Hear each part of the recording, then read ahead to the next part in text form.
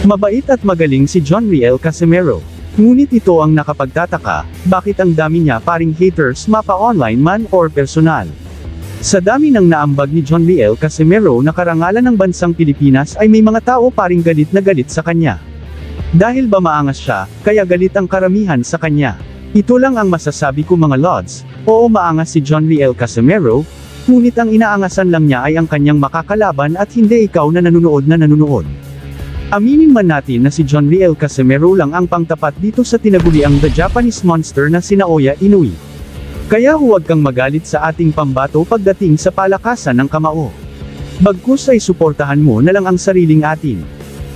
Karamihan sa mga Pinoy na boksingero ay may taglay na super power punch at isa itong biyaya sa kanila para magamit nila sa kani-kanilang mga larangan. May mga Pinoy na boksingero din na malakas sa pakiramdam at madali nilang mabasa ang estilo ng kalaban, na maging resulta sa kanilang pagkapanalo, madali din silang makapag-adjust kung sila ay delikado na sa isang sitwasyon na laban. Isa na sa biniyayaan ng pambihirang lakas at estilo ay si angas ng Pinas Cuadro alas John Riel Casimero. Kilala si John Riel Casimero bilang isang matinik, mabilis bumasa ng estilo ng kalaban, malakas na pag-iisip, mabilis mag-adjust sa delikadong sitwasyon, matalino at may pambihirang super power punch na kapag tinamaan ka ay daig pa ang lantang gulay ang sasapitan, kahit na makatayo man ay parang 70% ang nabawas sa lakas nito. Sa bawat panalo niya ay dala-dala niya ang talas ng utak at matinding diskarte, sa dami ng bansang nilusob niya ay lalo siyang lumalakas at lalong nahasa sa pakikipaglaban. Narito ang mga maabilidad na super high IQ moment na taglay ng angas ng Pinas John Riel Casimero, na siyang kinakatakutan ng halimaw ng Japan na walang iba kundi si Naoya the Monster Inoue. Dito lang yan sa Wins World TV.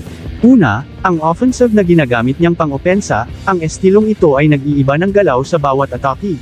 Ang estilong ito ay napakahirap mabasa agad ng kalaban, dahil hindi lahat ng boksingero ay kayang gawin ang estilong ito, dahil nakadepende ang estilong ito sa body movement ng kalaban at napaka-epektibo ito para malinlang ang kalaban na sanhi at susi ng isang tagumpay. Pangalawa ay ang makinis na paggalaw ng mga paa, ulo, mahina na galaw na suntok na may kasamang 100% na lakas at talino. Sa bigat ng katawan ni John Riel Casimero ay kaya niya makaiwas sa mga matitinding mga super power punches ng kalaban. Sa estilong ito ay mahihirapan mapatamaan ng mga solidong suntok itong si John Riel Casimero aka angas ng Pinas Cuadro alas, dahil maliksi ang mga paa at ulo nito. Pangatlo ay ang ginagamit niyang panukat sa distansya ng kalaban ay ang kanyang mga kamay, na akala ng karamihan ay isa lang itong walang kwentang galaw, ngunit isa pala itong estilo, madalas niya itong ginagamit para ma-adjust niya ang distansya ng kalaban para makabato siya ng solidong suntok, babato ng mga fake punches para malinlang ang kalaban at sabay babato ng solidong suntok para makapasok at makatama ito sa kalaban, ang galing ng estilong ito. Ang pang-apat ay sunod sa galaw, hindi ba kayo nagtataka kung bakit napakatibay ng panga ni John Riel Casimero? Kahit ilang solidong suntok ang tumama sa pagmumukha niya ay parang hangin lang na dumaan, kayang-kaya niyang samalo ng pinakamalakas na suntok na walang gaanong pinsala sa kanya. Panglima ay ang galing niya manghula sa sunod na galawan ng kalaban, kaya madali niya itong maka-counterpunch dahilan sa pagkasira ng estilo ng kalaban, kayang-kaya din ni John Riel Casimero aka angas ng Pinas Cuadro alas dumipensa habang nakikipagsabayan sa kalaban, kaya walang takot si Cuadro alas John Riel Casimero na sumugod ng sumugod sa kalaban.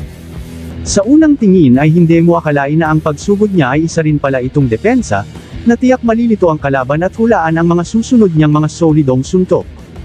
Ayon sa mga eksperto si John Riel Casimero ay may kakayanan na hindi kayang gayahin ng iba, kung sa tingin ng karamihan ang suntok ni angas ng Pinas John Riel Casimero ay isang bahala na suntok at bara-bara, diyan kayo nagkamali dahil ito ay maituturing na estilo at tahimik na pamamaraan at susi ng isang tagumpay. Marahil alam ng Team Inoue ang mga estilo ni John Riel Casimero kaya tila natatakot sila at ayaw nila itong labanan.